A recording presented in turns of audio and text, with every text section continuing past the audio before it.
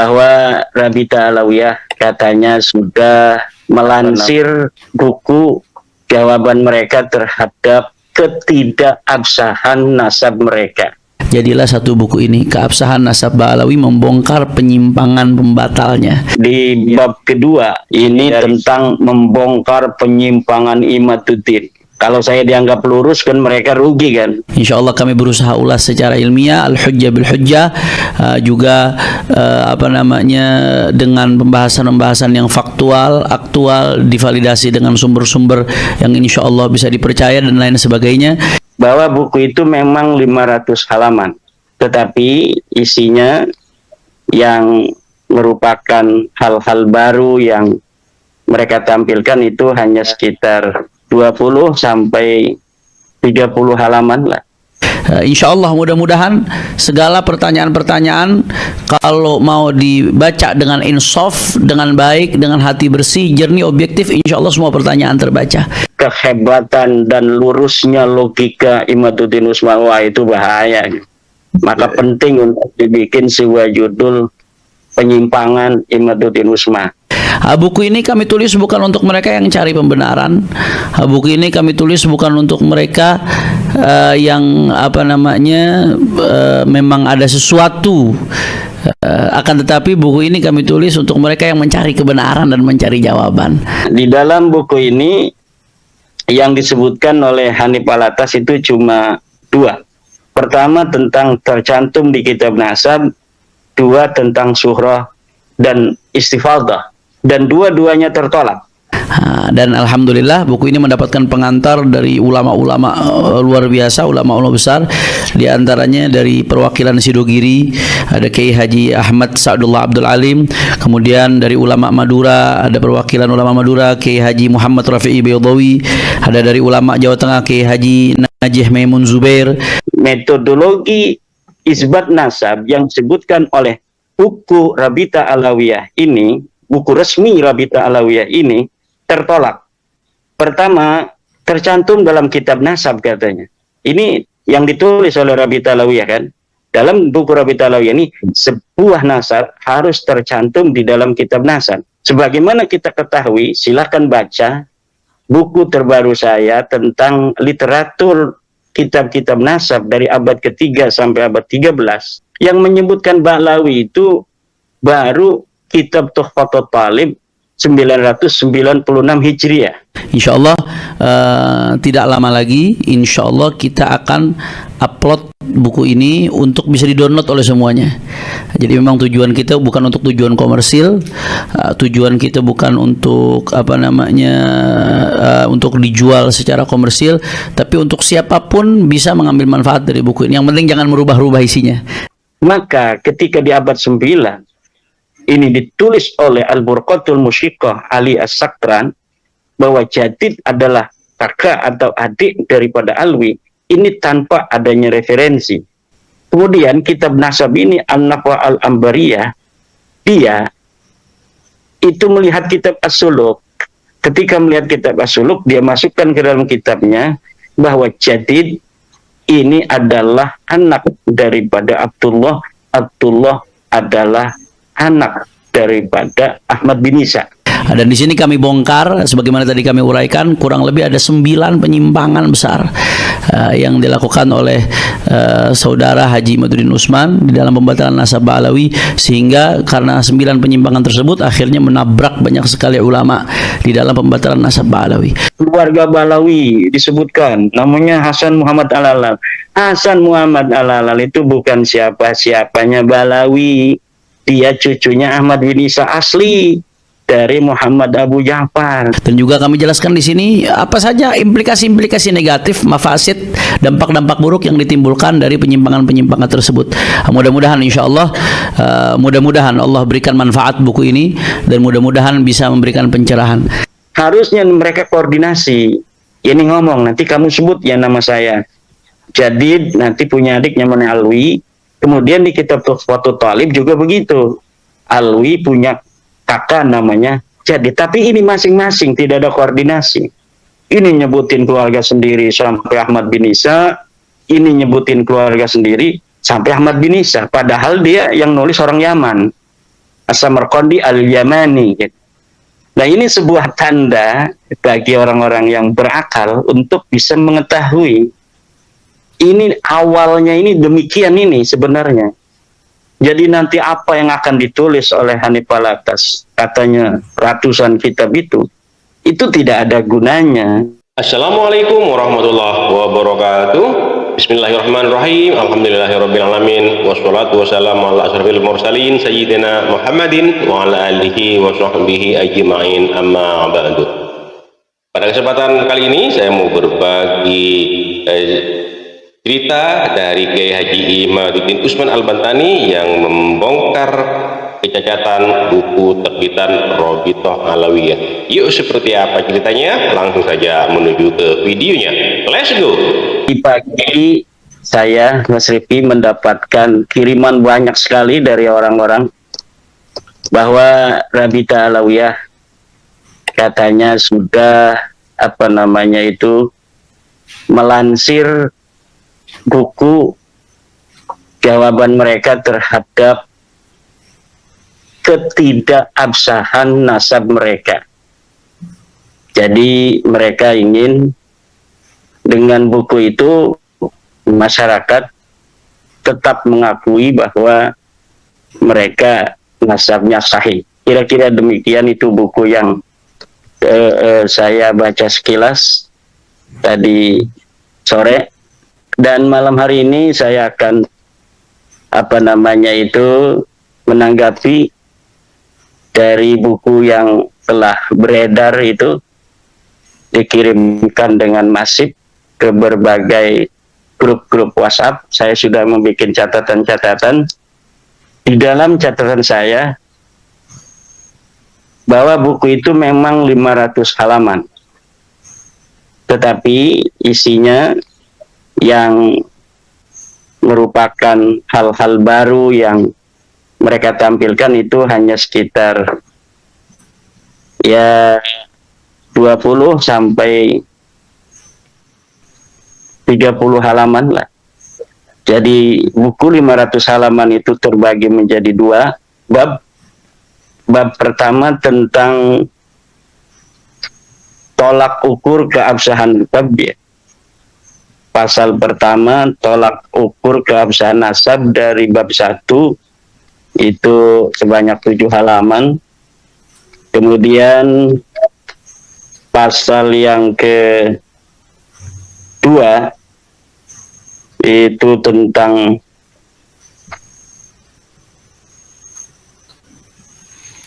isbat para nasabah non Ba'alawi terhadap keabsahan nasab Ba'alawi versi mereka. Yang pasal kedua itu sekitar dari halaman 11 sampai 24. Kemudian pasal yang ketiga pengakuan dan kesaksian para ulama terhadap keabsahan nasab Ba'alawi. Ini pasal ketiga dari halaman 25 sampai halaman 77. Kemudian pasal keempat tentang pengakuan ulama besar Nusantara dari halaman 26 sampai 101. Ini banyak sekali nih pengakuan ulama besar Nusantara. Ini pasalnya dibanyakin ini karena ini yang menarik untuk membawa viewer dari orang-orang Nusantara agar ini ulama-ulama kita ini sudah mengakui gitu. Padahal tidak ada sama sekali. Nanti kita akan bahas dari ulama-ulama kita itu yang secara tegas qat'iyyud dilalah yang menyatakan mereka itu mengakui nasab Ba'alawi. Kemudian pasal yang kelima penetapan nasab dengan cara al-istifadah. Ini dari halaman 111 sampai 121 Mas Rifin. Kemudian pasal ke-6 dari halaman 122 sampai 128 jejak peninggalan pendahulu Ba'alawi di Hadramaut. Ada jejak-jejaknya katanya. Kemudian di bab kedua ini dari 132 halaman 132 sampai terakhir. Ini tentang membongkar penyimpangan Imaduddin.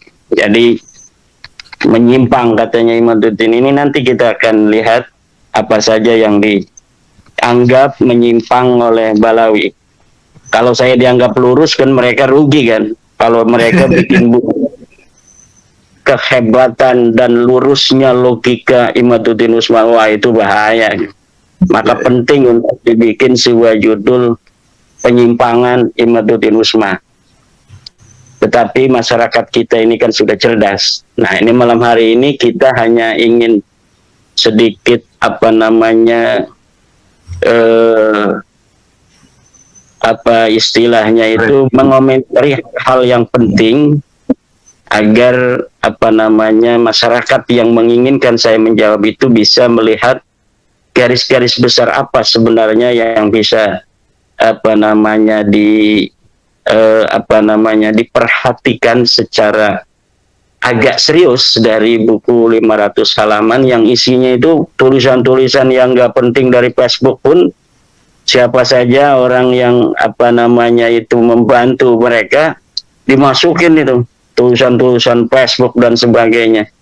Itu kalau yang membela saya kan yang dari profesor, dari para akademisi itu kalau dimasukin dalam kitab mungkin itu udah 5.000 halaman itu sudah bisa itu karena banyak sekali saya lihat itu di dalam apa Google Search orang-orang yang juga ternyata membahas tentang diskursus nasab ini dan membela saya atau memberikan apa namanya apresiasi terhadap penelitian saya. Jadi kalau itu dibukukan seperti bukunya Hanif Alatas etc. ini itu bisa 5.000 halaman itu Mas Rifki ya. Baik, saya awali malam hari ini dengan kalimat seorang ulama. Bismillahirrahmanirrahim.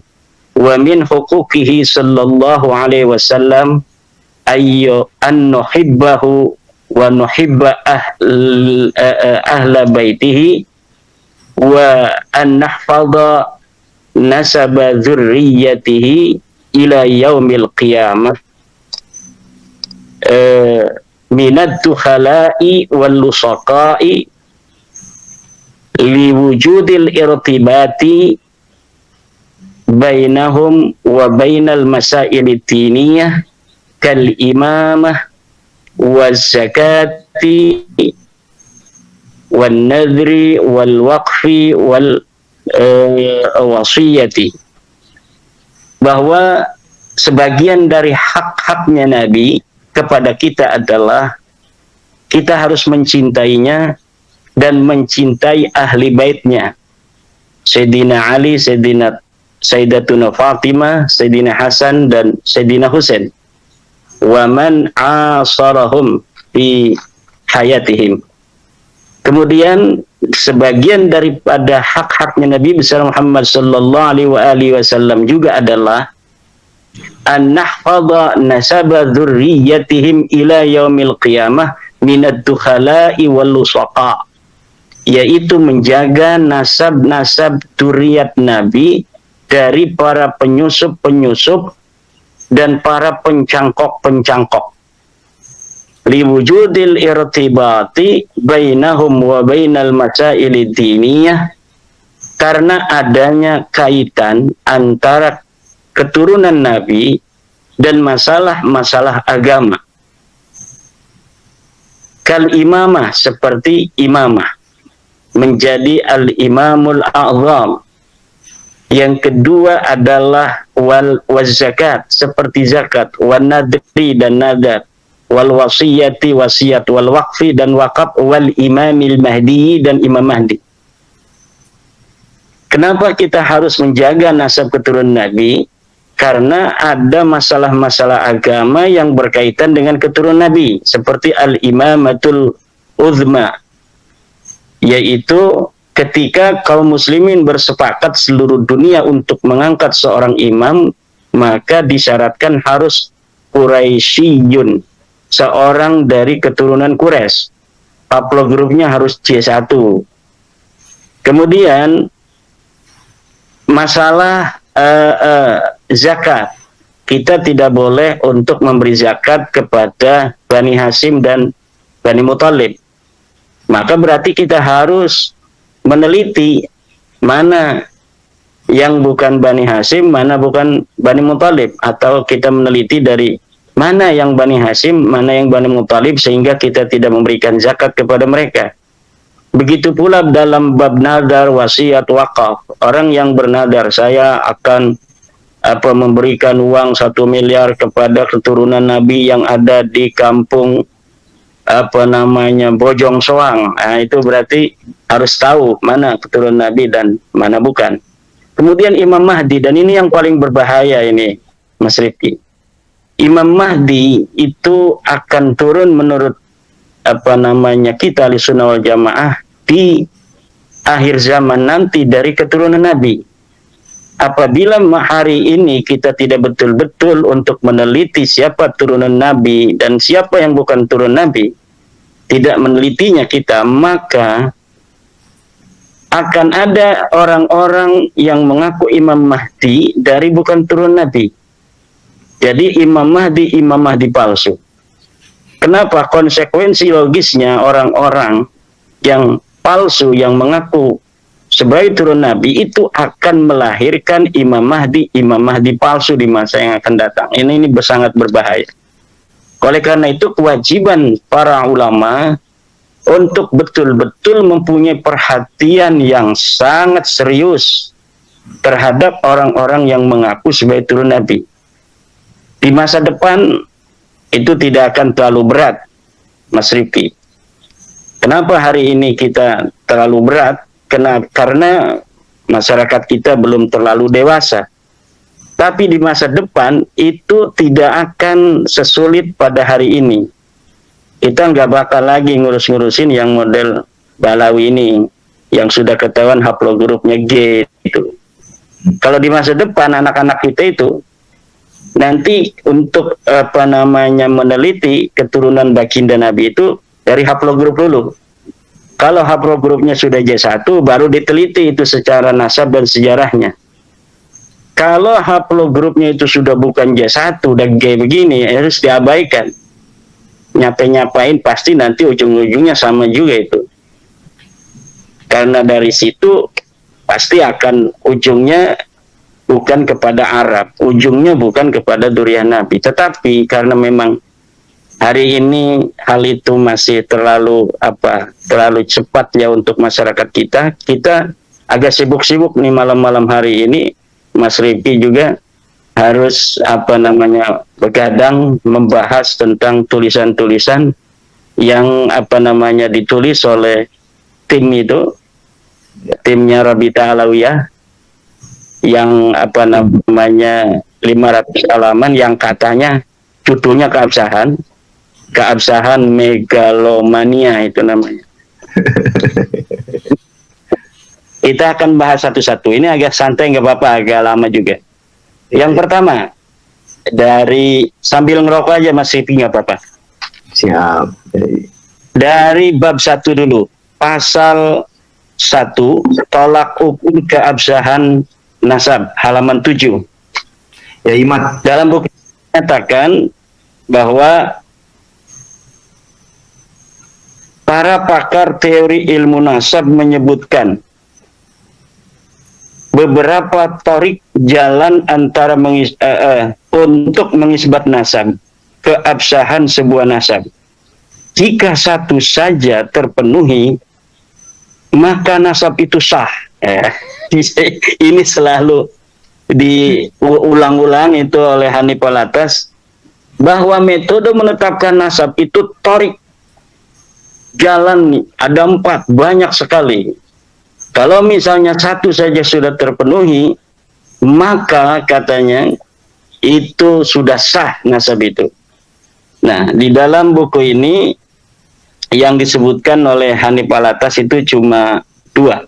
Pertama tentang tercantum di kitab nasab, 2 tentang suhrah dan istifadah, dan dua-duanya tertolak.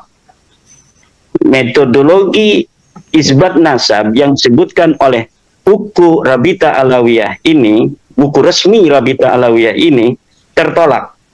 Pertama, tercantum dalam kitab nasab katanya. Ini yang ditulis oleh Rabita Alawiyah kan.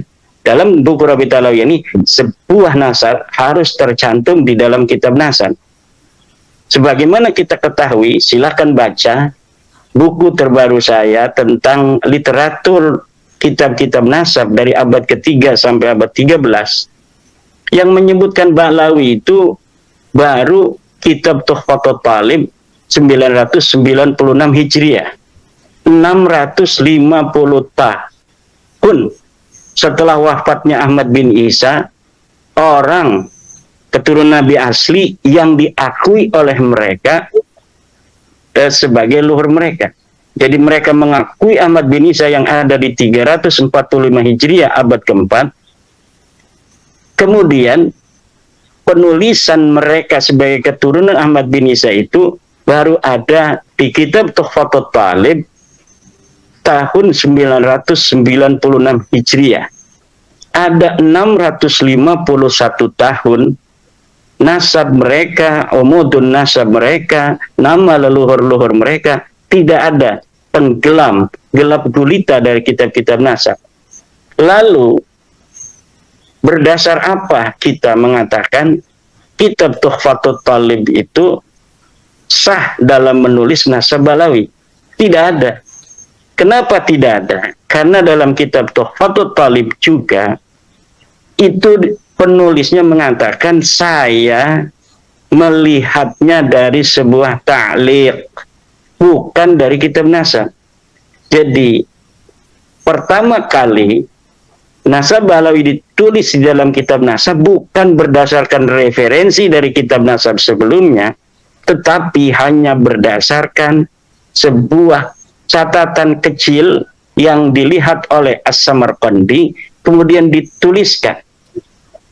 Ini namanya seorang an-nasabah al-mutasahil, seorang ahli nasab yang sembrono memasukkan sebuah riwayat yang tidak jelas, riwayat yang tidak ada referensinya, riwayat yang ghair muhaqqaqah, kemudian dituliskan di dalam kitabnya. Kemudian teori Surah Istifadah yang kedua. Ini Surah Istifadah pun sudah sering sekali saya mengatakan, tetapi untuk agar masyarakat kita ini bisa tercerahkan, ya kita ulangi lagi bahwa Surah Istifadah memang betul bisa digunakan untuk menetapkan nasab, tetapi dia punya syarat. Syaratnya apa? Syaratnya dia Allah Allah yasbuta ma yukhalifu. Mana itu saya lupa. Innan nasaba mimma yasbutu bil istifadah illa ayyasbuta ma yukhalifu. Bahwa nasab memang sebagian dari apa yang bisa ditetapkan dengan istifadah, kecuali sudah jelas ada yang menentang. Sedangkan nasab Ba'lawi ini sudah jelas ada yang menentang. Bukan hanya ada yang menentang, ketiadaan riwayatnya selama 651 tahun itu sebenarnya sudah cukup bahwa nasab mereka memang nasabun muhdasun, nasab yang jadi-jadian. Kemudian ketika hari ini, nah istifadah itu sebenarnya untuk hari ini. Ini istifadah ini bahwa Hanif Alatas Ba'lawi, Rizik Syihab Ba'lawi, itu istifadah namanya itu kan. Nah, istifadahnya apa furo itu tidak berkonsekuensi terhadap istifadahnya usul. Usulnya siapa? Ubaidillah. Nah, untuk mengetahui surah istifadahnya Ubaidillah dari mana? Kita harus melihat sekitar zaman Ubaidillah, kitab-kitab yang ditulis di zaman itu. Kitab yang ditulis banyak, tetapi tidak ada satupun yang mencatat. Yang mencatat keturunan Ahmad bin Isa lainnya banyak.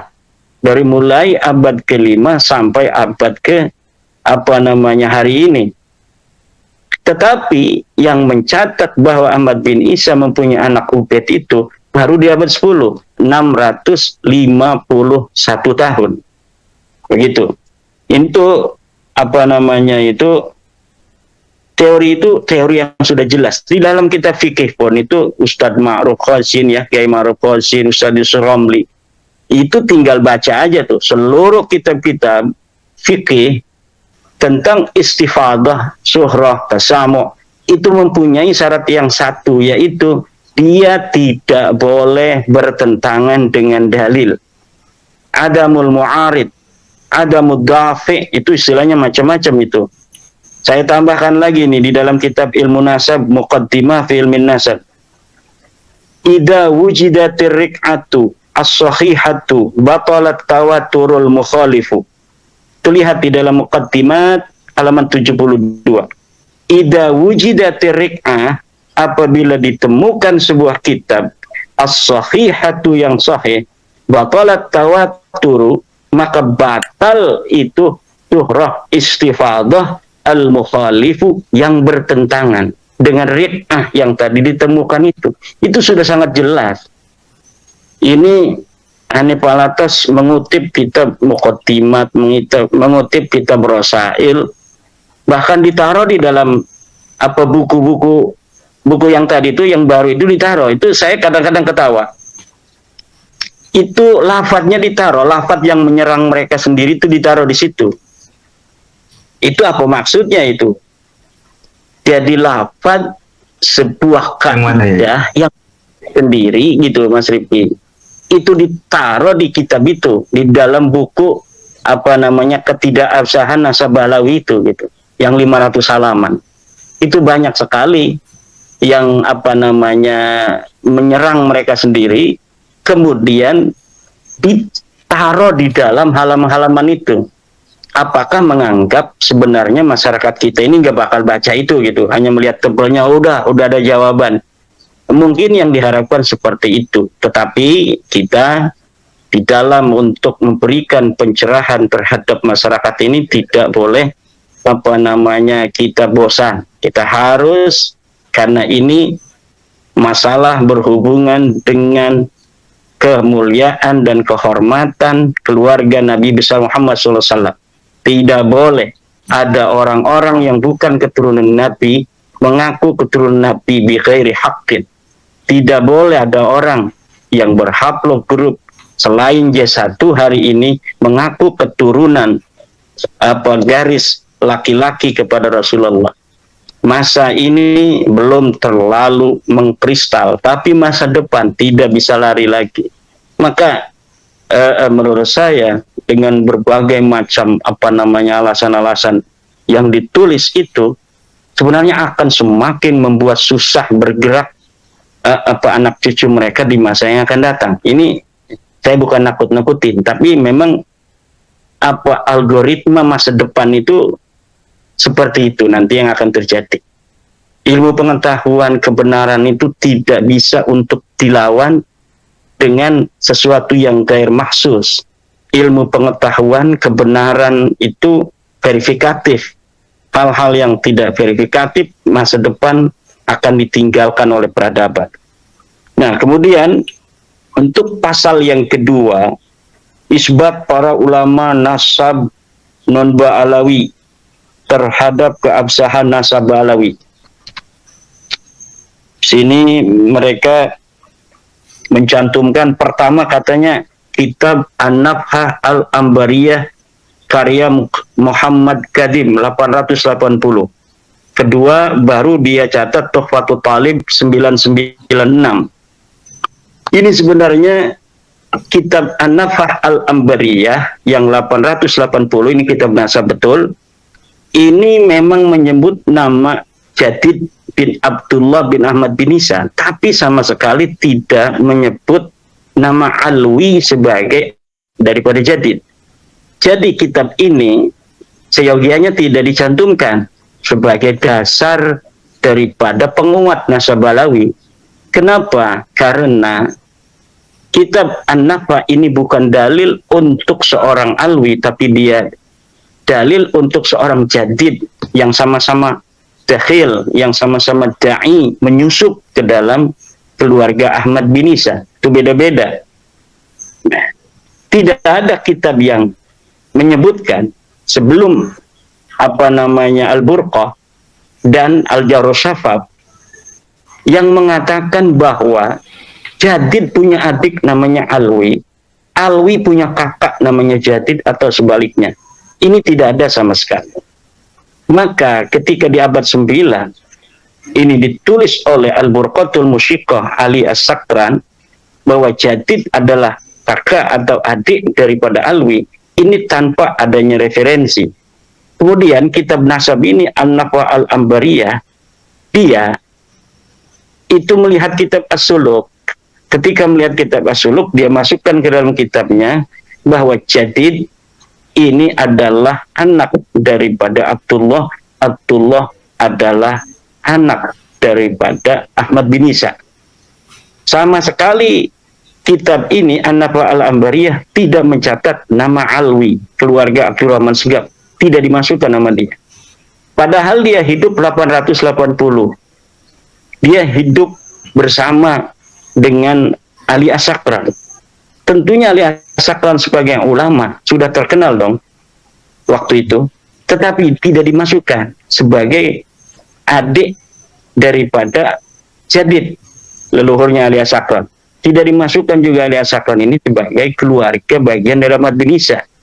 Oleh siapa? Oleh An-Nafa Al-Ambariyah. Kenapa tidak dimasukkan? Ya karena memang bukan siapa-siapa dari keluarga Jadid. Ini masih di abad 880. Jadi tidak berarti disebutnya seorang Jadid itu bisa menjadi bukti dari keluarga Bahlawi, tidak bisa. Karena memang Jadid ini adalah historis, dia ulama besar. 620 dia hidup sebagai ulama yang dicatat oleh para ulama-ulama. Tapi dia bukan keluarga Abdurrahman As-Segaf. Tiba-tiba di abad 9, dari 620 itu, tiba-tiba Ali As-Sakran 895 mengakui Jadid sebagai kakak daripada Alwi. Ini yang tidak ada referensinya. Jadi kitab An-Nafa Al-Ambariyah ini tidak bisa untuk dijadikan dalil bagi keluarga Bahlawi. Dia adalah dalil penyusupan bagi keluarga Jadid, tapi dia bukan dalil untuk keluarga Bahlawi. Baru kitab Tuhfatul Talib ini secara jelas ditulis Alwi bin Abdullah bin Ahmad bin Isa. Tetapi sayangnya ini pengarangnya As-Samarqandi ini dia mengatakan bahwa aku memasukkan keluarga Abdurrahman Segaf ini, Alwi, sebagai keturunan Ahmad bin Isa, bukan dilihat dari kitab yang ditulis oleh para ulama nasab, tapi aku melihatnya dari sebuah kertas, melihat dari sebuah ta'liq, kemudian dia masukkan ke dalam kitab itu. Nah, bagaimana bahasanya? Qultu ra'aitu fi ba'di ta'aliq. Aku berkata, aku melihat dari sebagian ta'liq, catatan-catatan kecil, bukan dari catatan seorang ahli nasab. Nah, kemudian antara An-Nafa Al-Ambariyah yang 880 itu, Mas Rifki, dengan kitab Tuhfatul Talib 996, ini mereka sama-sama menyusup kepada Abdullah, tetapi anehnya mereka tidak koordinasi. Harusnya kalau mau nyusup bareng-bareng koordinasi dong. Koordinasinya gimana? Ini An-Nafa Al-Ambariyah kan ngomongin Jadid, dia masuk ke dalam Abdullah bin Ahmad bin Isa. Kemudian keluarga Alwi masuk nih kepada Abdullah Ahmad bin Isa. Harusnya mereka koordinasi. Ini ngomong, nanti kamu sebut ya nama saya Jadid, nanti punya adik namanya Alwi. Kemudian di kitab Tuhfatul Talib juga begitu. Alwi punya kakak namanya Jadid. Tapi ini masing-masing tidak ada koordinasi. Ini nyebutin keluarga sendiri sampai Ahmad bin Isa. Ini nyebutin keluarga sendiri sampai Ahmad bin Isa. Padahal dia yang nulis orang Yaman. As-Samarqandi Al-Yamani gitu. Nah, ini sebuah tanda bagi orang-orang yang berakal untuk bisa mengetahui ini awalnya ini demikian ini sebenarnya. Jadi nanti apa yang akan ditulis oleh Hanif Alatas, katanya ratusan kitab itu tidak ada gunanya. Kenapa tidak ada gunanya? Nah, ini saya hanya sebutkan dua ini aja. Dari An-Nafa Al-Ambariyah, kemudian Tuhfatul Talib. Yang lainnya itu semuanya adalah mempunyai referensi dari dua kitab ini. Jadi Yang lain itu nanti, yang ratusan itu yang dimiliki hari ini oleh Hanif Alatas, Imam Anu, Syekh Anu mengatakan, ya semuanya akan kembali kalau kitab nasab kepada dua kitab ini, selain kitab nasab itu kepada kitab tasawufnya Syekh Ali bin Abu Bakar As-Sakran 895 Hijriah. Jadi hanya ada di abad 9 itu saja. Kemudian apa yang diucapkan oleh ulama tentang kitab-kitab yang hari ini banyak, tapi ujungnya cuma satu, yaitu Al-Burqatul Musiqah.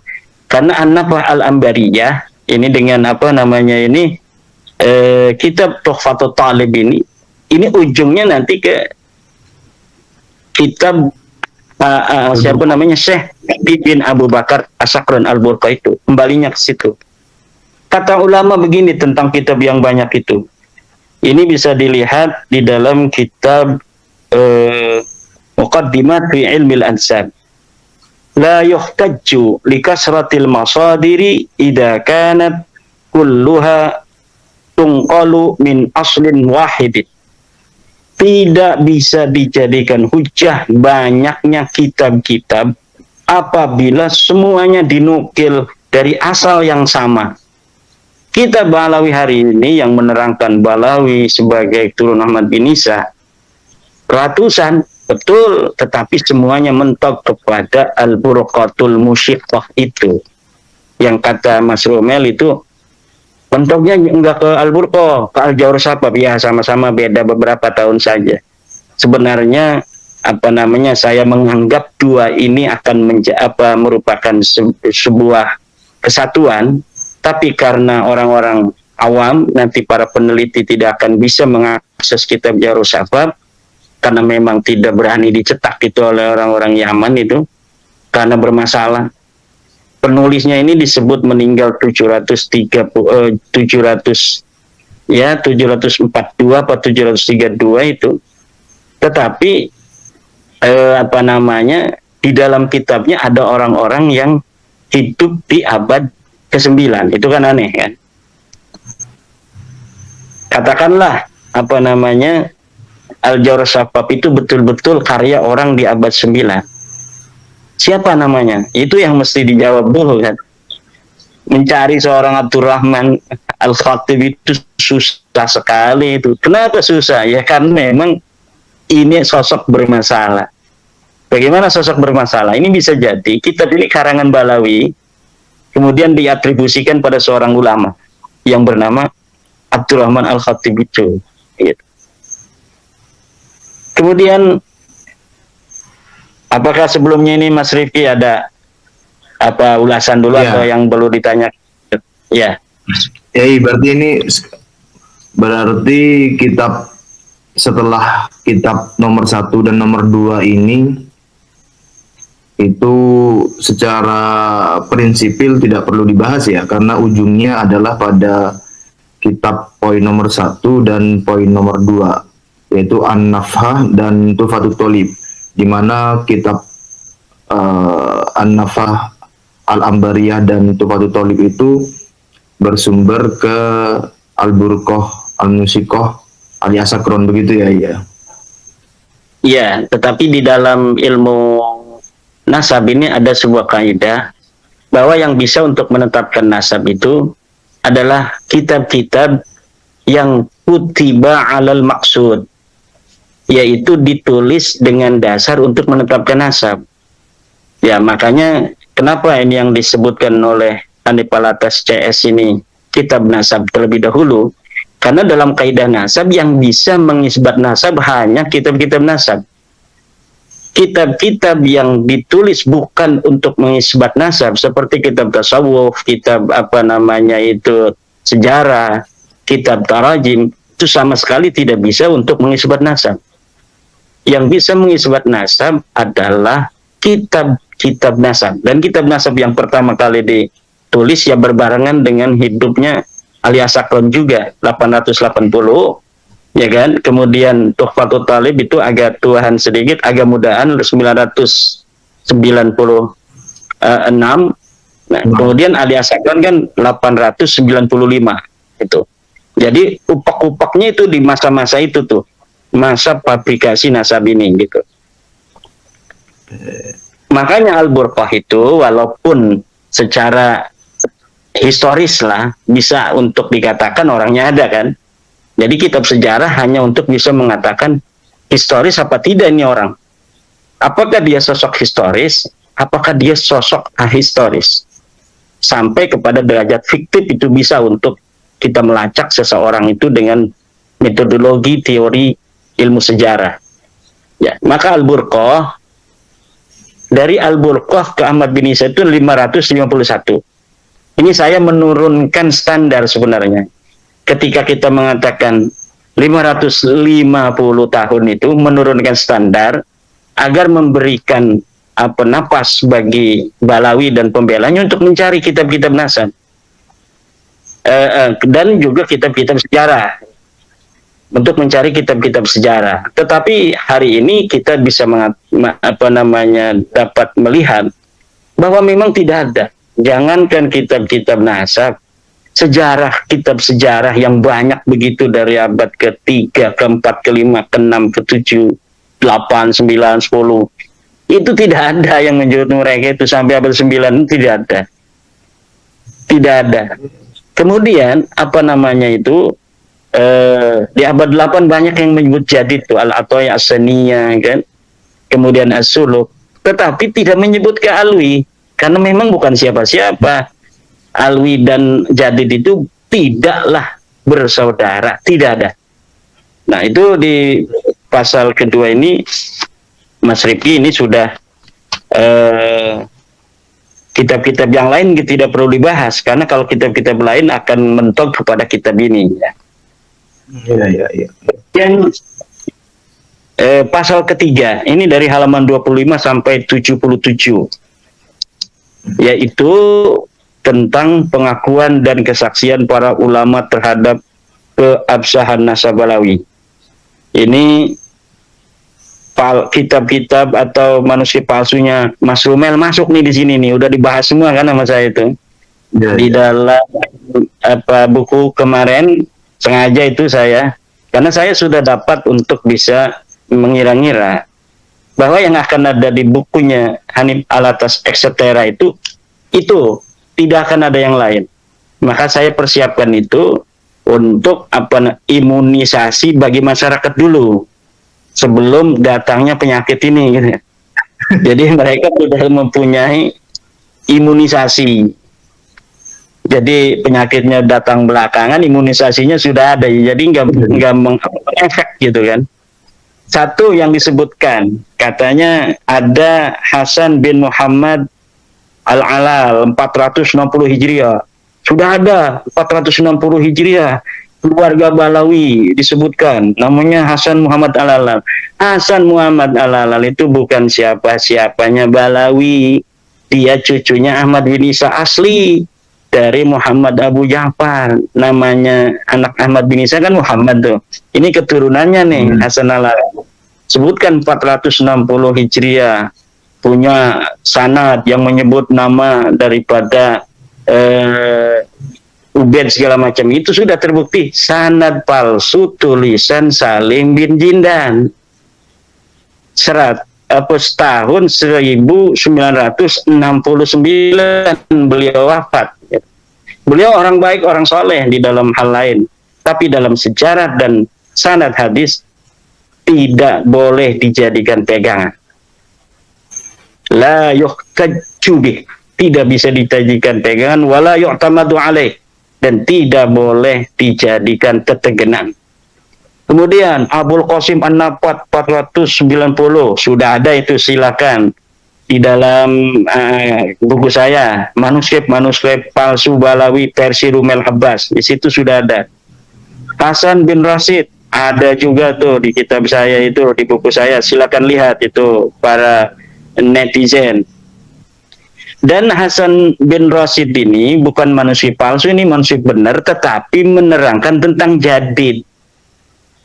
Jadid itu sekali lagi tidak ada kaitan dengan Alwi. Dia tidak punya kakak namanya Alwi, atau tidak punya adik namanya Alwi. Jadid dan Alwi orang lain. disaudarakan nanti di abad 9. Namanya saudara ketemu gede. Tadinya bukan siapa-siapa, kemudian dipersaudarakan gitu kan. Kemudian ini tahun 638 katanya kan sudah ada. Tidak, itu masalah jadid.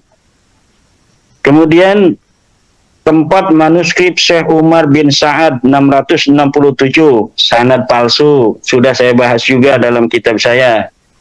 Al-Ataya As-Saniyah 778, kitab asli tapi menerangkan jadid, bukan menerangkan tentang alwi, tidak ada kaitan jadid dan alwi. As-Suluk 732, betul ada itu kitab asli tapi tidak menerangkan alwi, itu menerangkan jadid, tidak ada kaitan jadid dengan alwi. Nah, sampai di situ saja kitab-kitab non nasab yang di bawah abad ke-9. Yang lain itu yang 180 itu semuanya akan kembali kepada Al-Burqatul Musyiqah 895 Hijriah dan tidak bisa dijadikan patokan sebagaimana kaidah yang telah saya sebutkan, la yuhtajju li kasratil masadir idza kanat kulluha tunqalu min aslin wahidin. Tidak bisa dijadikan hujjah banyaknya kitab-kitab apabila ya sesuatu kitab-kitab itu yang banyak itu diambil dari sebuah sumber yang sama, satu sumber. Tidak bisa dihitung walaupun jumlahnya 180 kitab. Bahkan kitabnya itu ada 2000 kitab, 10.000 kitab, 1 juta kitab. Itu tidak bisa untuk dijadikan pegangan karena asal dari kitab itu semua satu, yaitu Al-Burqatul Musyiqah. Kemudian tentang pasal selanjutnya, pasal 4 dari halaman 101, pengakuan ulama besar para. Oh, enggak. Sebenarnya sekaligus Yai bisa istirahat sebentar, ngopi, ngerokok. 100 halaman berapa ini? 78. 78 ya. 78 sampai 101. Ya. Tentang pengakuan ulama besar Nusantara terhadap status Ba'alawi sebagai zuriat Nabi Sallallahu Alaihi Wasallam. Ya, katanya kan di situ ada tulis tuh Syekh Nawawi Tenara, itu ada dalam kitab Uqudul Ujen. Kemudian ada Syekh Hasyim Asy'ari, ada ulama-ulama lain disebutkan.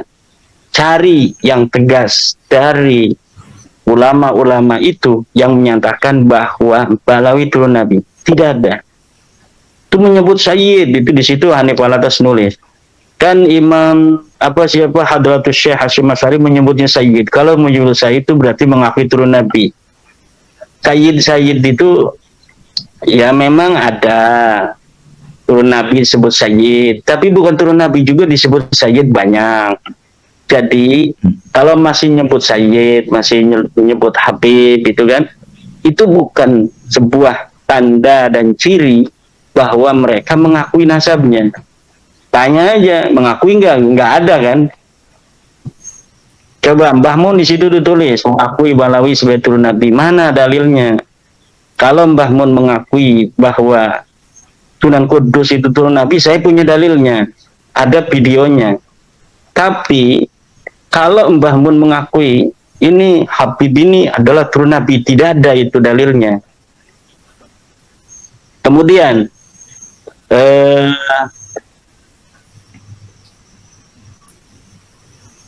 pasal yang kelima. Jadi itu kita tidak usah banyak membahas tentang ulama-ulama Nusantara itu, karena ulama Nusantara yang disebutkan itu hanya tidak mengatakan mereka bukan turun Nabi, tapi tidak ada kata-kata mereka yang menyatakan bahwa itu keturunan Nabi. Terutama Syekh Hasyim Asy'ari Yang saya maksudkan itu adalah dengan Syekh Nawawi atau Nara Al-Bantani. Termasuk Mbah Mun, 3 orang itu. Kalau yang lain itu ya kurang terkenal gitu kan. Pasal yang kelima dari 111 sampai 121. Penetapan nasab dengan cara al-istifadhah. Wah, ini lagi dibahas tuh sampai 111 sampai 121. Ini 10 lembar tentang surah dan istifadhah. Ini semua yang ada di situ kalau diteliti oleh orang yang faham tentang baca kitab, maka itu akan kelihatan bahwa dalil yang mereka sampaikan yang disebutkan dalam buku Hanif CS itu adalah dalil yang akan membuat nasab mereka itu rungkat sendiri. Itu kalau dibaca kemudian dipahami dengan teliti dan dengan pemahaman yang benar. Dan ini kalau misalnya ditaruh di meja ilmiah itu akan ketawa itu para para peneliti, akademisi. Ya, akademisi yang misalnya menjadi juri ya kan. Yang menjadi juri itu akan ketawa. Ini kenapa ditaruh di sini katanya. Padahal ini yang merungkatkan, ini yang menjadi dalil yang membatalkan kalau ditaruh di sini. Misalnya dengan surah istifadhah. Itu di semua ibarat-ibarat para ulama itu semuanya ditaruh tentang adamul mu'arid. Tentang adanya tidak boleh bertentangan dengan yang sebelumnya, termasuk yang saya katakan tadi tentang Ibnu Hajar Al-Asqalani dalam kitab Al-Jawabul Jalil, itu ditaruh di situ sebagai penguat daripada nasab mereka katanya, padahal itu adalah yang merungkatkan teori syuhra dan istifadhah. Jadi syuhra dan istifadhah itu memang bisa digunakan selama tidak bertentangan dengan adanya dalil, dengan adanya ta'an bin nasab. Kalau adanya ta'an bin nasab, dalil atau pengingkaran daripada orang yang disuhrakan, misalnya seorang anak sudah suhra sebagai anak daripada si fulan, kemudian tiba-tiba fulan mengatakan sebenarnya dia itu bukan anakku, maka itu sudah gugur semua itu suhra dan istifadhah atau tasamu itu sudah tidak bisa lagi digunakan. Nah, itu dalilnya semua di situ. Ada di dalam buku ini nih. Kemudian ada, ya. Saya cari-cari belum ketemu. Situ bahasa Arab. Itu iya. Kan itu nanti akan waktunya panjang. Jadi nanti biar ulama mendengar ini kan. Oh, saya teliti nanti gitu. Di situ semua ibarat-ibaratnya itu yang mengatakan surah istifadhah boleh digunakan selama tidak ada penentang.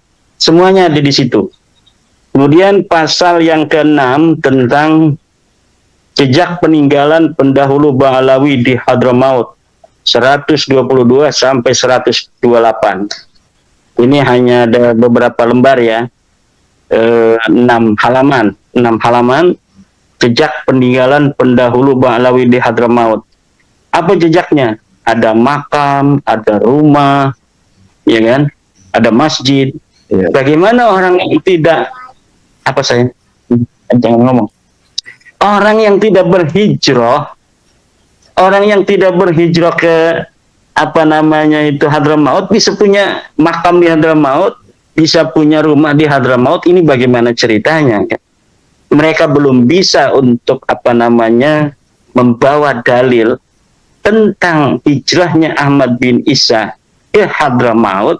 Sekarang sudah berjalil dengan adanya rumah, adanya masjid, adanya makam yang diatribusikan sebagai makamnya Ahmad bin Isa. Dan ini aneh. Ya.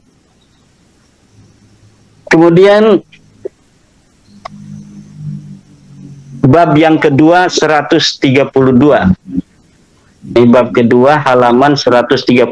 Ini serius ini, dari 132 sampai 500, halaman 500 itu membicarakan saya.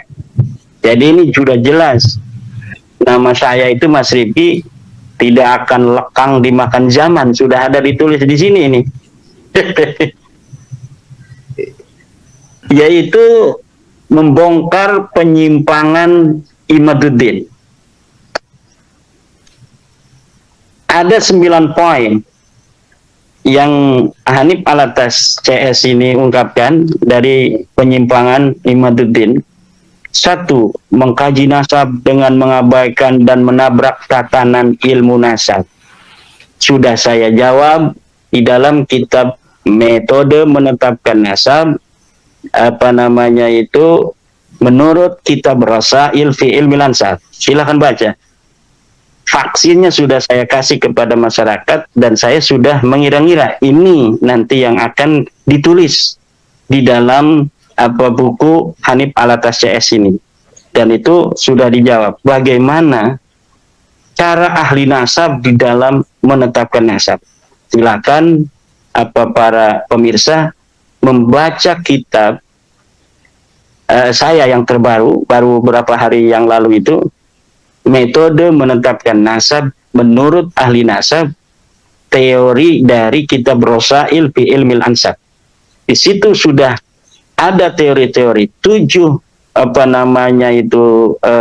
jalan metode untuk menetapkan nasab.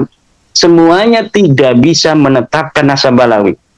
Silahkan dibaca dan nanti kita bisa diskusikan kalau ada yang tidak setuju itu ya. Tetapi saya yakin karena dengan bahasa yang sederhana saya bikin itu siapa saja akan bisa memahaminya. Kemudian menentang, mengabaikan dan merendahkan pengakuan para ulama muktabar terhadap keabsahan nasab balawi. Menentang, mengabaikan, jadi saya ini dianggap menentang, mengabaikan dan merendahkan pengakuan para ulama muktabar terhadap keabsahan nasab Bahlawi. Ya, ini ngadu domba saya dengan para ulama. Dalam dunia ilmiah itu bukan siapa orangnya, tapi mana dalilnya. Jadi tidak dilihat dari siapa, tetapi dilihat dari dalilnya mana. Di dalam kitab Muqaddimat ini Mas Riki dikatakan, man ladaihi hujjatun yuqaddamu ala man laisa ladaihi hujjah. Orang yang punya dalil harus didahulukan daripada orang yang tidak punya dalil. Jadi bukan siapa. Imaduddin tidak muktabar sekarang. Tapi nanti 100 tahun lagi mungkin ada yang nulis keramat-keramat saya kan. Zaman hidupnya Syekh Nawawi apa disangka nggak ada yang benci sama Syekh Nawawi? Pada zaman hidupnya Ahmad bin Hambal, apa disangka Imam Ahmad bin Hambal tidak yang benci? Pada saatnya Imam Syafi'i, apa disangka Imam Syafi'i tidak ada yang benci? Sama seperti sekarang ini manusia-manusia itu di dalam bagaimana mereka bermuamalah sama. Ada yang mendukung, ada yang tidak mendukung, ada yang mencaci, ada yang memuji dan lain sebagainya. Tapi ketika sudah meninggal dunia, para ulama itu ketika ulama masa kemudian tidak ada lagi muzahamah di dalam dirinya dengan ulama yang sudah meninggal itu. Makanya semuanya berpegang teguh mengagungkan ulama yang sudah tiada. Mbah Hasyim mengatakan, Mbah Hasyim pada masa Mbah Hasyim hidup belum tentu mereka akan ikut Mbah Hasyim. Buktinya Gus Dur aja dicaci maki kok. Ulama-ulama NU terus dicaci maki, Kiai Said Agil Sirot dicaci maki oleh mereka. Kalau Kiai Said Agil Sirot sudah meninggal dunia, itu baru orang. Karena apa? Sudah tidak ada kepentingan dia dengan masyarakat yang berkaitan dengan Kiai Agil Sirot. Hari ini Kiai Agil Sirot dicaci maki, biasa. Kenapa? Ada muzahamah. Ada muzahamah kepentingan di situ. Kalau sudah meninggal Kiai Syafi'i tidak ada lagi muzahamah dengan dia, makanya diagungkan. Mbah Hasyim Asy'ari sudah tidak ada, makanya diagungkan. Mbah Mun sudah tidak ada, makanya diagungkan. Ulama-ulama yang masih hidup itu ada muzahamah dengan kepentingannya. Makanya dia tidak mau untuk menghormati atau menerima ucapan ulama yang masih hidup. Menerima ucapan di ulama yang masih hidup itu, kalau mereka menentang, itu mereka masih bisa untuk berdiskusi, beradu dalil. Kalau yang sudah tidak ada itu kan tidak bisa. Yang paling penting itu dari kenapa orang-orang itu sering untuk mencari dalil ulama yang sudah tiada, itu satu, tidak ada pertarungan kepentingan antara dia dan ulama yang sudah tiada. Kalau dengan yang masih hidup ada pertarungan kepentingan. Makanya ketika dia berbeda pendapat dengan ulama yang masih hidup, yang dijadikan sandaran ulama yang sudah tiada. Itu yang sebenarnya terjadi. Jadi sekali lagi saya katakan tentang banyaknya ulama-ulama yang muktabar. Muktabar menurut siapa? Muktabar menurut Hanif Alatas. Murad Syukri, wah itu Murji'ah, itu Wahabi, itu tidak bisa untuk jadi kepegang. Kenapa? Karena mengganggu kepentingannya. Mukbil Al-Wada'i, kenapa tidak diterima? Oh, itu mengganggu kepentingan mereka karena tidak percaya Nasabalawi. Kadang-kadang mereka mengatakan ini hanya Imaduddin yang membatalkan Nasabalawi. Kadang-kadang ngambil Imaduddin itu nyontoh ulama-ulama Wahabi dan lain sebagainya. Jadi tidak konsisten. Kenapa? Karena ada kekalapan di situ. Karena ada, udah apa aja pokoknya. Jadi suatu sisi dia hanya mencontoh dari ulama Wahabi. Kalau saat lainnya, dia satu-satunya orang yang membatalkan Nasabalawi di dunia ini. Yang benar mana itu sebenarnya? Kita tidak boleh untuk mengatakan tentang suatu dalil dikaitkan dengan subjektivitas. Ini dalilnya ada. Balawi tidak disebutkan 650 tahun dalam kitab nasab, tidak disebutkan 550 tahun dalam kitab sejarah. Jawabannya mana? Tidak ada. Berusaha menjawab dengan kitab palsunya Mas Rumel. Rontok, nggak bisa. Kemudian apa lagi? Kan? Kemudian di dalam kitab Muqaddimah juga itu dikatakan wala yafuqul masyhura illa rif'atu, dan tidak bisa untuk mengalahkan kemasyhuran illa rif'atu kecuali kitab. Jadi kemasyhuran, syuhra istifadah, popularitas memang tidak ada yang bisa mengalahkan kecuali ar-rif'ah, kitab. Apabila kemasyhuran berbeda dengan kitab, maka kemasyhuran ini gugur. Kemudian kesesatan logika. Ada kesesatan logika Imaduddin. Kesesatan logika. Logika yang mana yang sesat itu? Kemudian ada memfitnah para ulama. Khianat ilmiah. Yang khianat ilmiah itu orang yang mengutip seperti Alwi bin Tahir, kemudian ketika dilihat kutipannya tidak ada. Kitab Ar-Raudul Jali katanya Syarab Al-Ubaidili mengatakan Ahmad bin Isa hijrah dari Basrah ke kota Madinah atau sebaliknya. Dilihat di dalam kitabnya Syarab Ubaidili tidak ada. Itu namanya khianat ilmiah. Seluruh apa yang saya tulis itu ada referensinya. Bahkan referensinya itu sengaja saya berikan referensi semuanya, kebanyakan yang bisa diakses di dalam internet. Kenapa? Supaya semua bisa mengakses. Saya punya kitab-kitab ini misalnya contoh kitab Qiladatun Nahar, kitab Tarikh Hadramaut yang versi cetak, semuanya saya punya. Ini ada kitab Tuhfatus Zaman. Tapi ketika saya lihat berbeda dengan di internet halamannya, maka saya abaikan kitab-kitab saya versi cetak. Saya mengambil versi internet untuk apa? Agar mudah diakses oleh siapapun. Itu sebentar lagi Mas Riki. Kemudian melakukan kebohongan publik. Wah, itu melakukan kebohongan publik itu di situ ditulis. Salah satunya adalah mengatakan tentang akun Facebooknya Mufti Yaman. Itu sebenarnya ketika saya mengatakan akun Facebook Mufti Yaman, itu lagi bercanda dengan Mas Rumel. Jadi saya itu biasanya tasabut ketika ini bener apa enggak. Tapi ketika Mas Rumel dia udah masuk duluan, menganggap itu akunnya Mufti Yaman, dia bertanya kepada Mufti Yaman itu yang ada di Facebook, bagaimana tentang nasab Alawi segala macam gitu kan. Saya ketawa kan, jadi kita roasting gitu. Jadi itu bukan kita percaya bahwa itu akun Mufti Yaman, tapi kita lagi nyandain Mas Rumel, seorang peneliti, kok tidak teliti langsung tanya-tanya kepada Mufti Yaman yang punya akun tanpa mentasabut, memverifikasi terlebih dahulu itu akun Mufti Yaman ataukah bukan. Sebenarnya demikian ya. Dan saya di dalam meneliti ini tidak berpatokan terhadap pendapat orang yang sebelumnya itu membatalkan juga. Kenapa?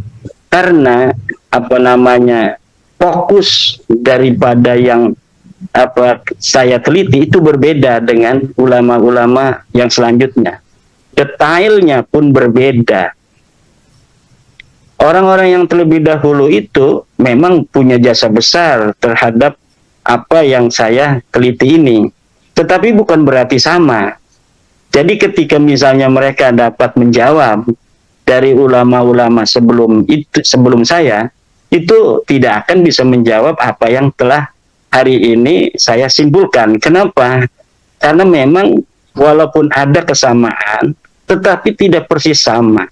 Di dalamnya ada penambahan data-data yang lebih akurat, penemuan-penemuan baru, gitu kan. Kemudian, Yai Mat, boleh masuk dulu? Monggo.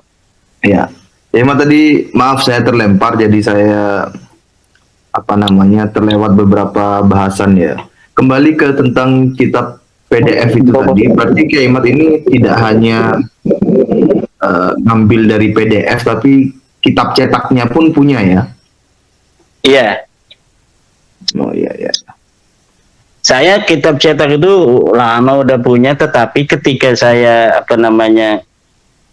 melihat di dalam internet, yang versi di internet itu dalam arsip, dalam kitab-kitab yang bisa digapai oleh para orang-orang yang tidak punya kitab, berbeda. Saya akan mendahulukan halaman yang ada di dalam internet, kecuali memang tidak ada di internet itu yang bisa diakses oleh semua orang, maka kemudian saya menggunakan halaman versi cetak ini.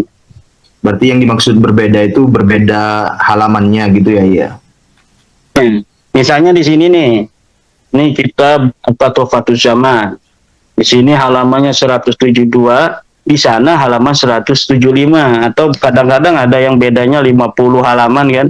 Saya gunakan versi yang ada di internet itu. Kenapa? Agar nanti orang meneliti itu mudah untuk mendapatkannya. Baik, ya Iman. Monggo. Bentar lagi ini. Yang ketujuh, menjiplak pemikiran orientalis dan non-aswaja. Oh, ya. Ini yang sudah saya sebutkan tadi. Ya, menjiplak pemikiran. Kadang-kadang ngomongnya menjiplak. Kadang-kadang ngomongnya hanya Imaduddin yang mengatakan nasab Alawi itu terputus. Nah, jadi tidak ada konsistensi. Yang terpenting adalah mana dalilnya. Imaduddin ketika membatalkan ada dalil apa tidak? Saya punya dalil. Mana orang-orang yang menyambungkan dalilnya? Tidak ada. Di dalam buku 500 halaman itu tidak ada dalil tentang ketersambungan nasab mereka. Kemudian tidak punya kompetensi dalam ilmu nasab. Yang punya kompetensi siapa dari Rabita? Silahkan diundang di Win Wali Songo, SMS, jangan bahas nasab. Kan akhirnya ketakutan itu Win Wali Songo tidak jadi kan. Nah, sekaligus saja nih pada kesempatan malam hari ini, siapa saja dari universitas yang ada di Indonesia yang bersedia untuk menjadi tuan rumah, silakan undang kami, saya dan Rabita Alawiyah, untuk membahas nasab Alawi ini. Misalnya ada universitas di mana saja, yang penting sifatnya ilmiah. Gak usah bawa-bawa pendukung saya atau pendukung daripada Rabita Alawiyah. Cukup para dosen, para akademisi, para juri, kemudian saya dan perwakilan Rabita. Kalau masih penasaran untuk tentang metodologi dan teori-teori ilmu nasab, apakah saya itu mempunyai kompetensi di situ ataukah tidak, baru kita akan tahu apabila sudah ditukar pikiran saya dengan pikiran dari perwakilan Balawi itu. Mana yang paham ilmu nasab, mana yang tidak paham ilmu nasab. Kemudian tentang ke-9, membatalkan nasab dengan tes DNA. Saya memang membatalkan nasab dengan ilmu nasab dan ilmu sejarah plus tes DNA. Dan kita tidak bisa berpaling dari kemajuan teknologi di masa yang akan datang. Masa yang akan datang tidak seperti hari ini. Hari ini tidak seperti waktu saat saya kecil. Saat saya kecil, itu Mas Rifki, kalau sudah jam 7:30, itu dimatikan petromak itu dari ruang tamu, kemudian kita disuruh masuk kamar dengan lampu tempel. Tahun 87 baru masuk listrik itu di Kresek. Kemudian ada telepon, kemudian ada HP. Hari ini internetnya kita bisa bicara antara orang yang ada di Jawa Tengah, Mas Rifki, dengan saya yang ada di Banten, dalam satu waktu di tempat yang berbeda. Jadi siapa saja yang melawan ilmu pengetahuan, terutama tes DNA ini, akan menyesal di masa yang akan datang. Lebih baik mencari cara untuk bagaimana menyesuaikan diri untuk menanti masa di mana di masa itu siapa saja yang mengaku keturunan siapa akan kelihatan. Mau tidak mau, DNA ini akan digunakan oleh negara untuk menjaga kesehatan masyarakatnya dan lain-lain. Dan di situ semuanya akan nampak nanti. Ini tes DNA G, ini tes DNA J, ini tes DNA O. Nggak bisa lagi hari itu untuk mengelak lagi.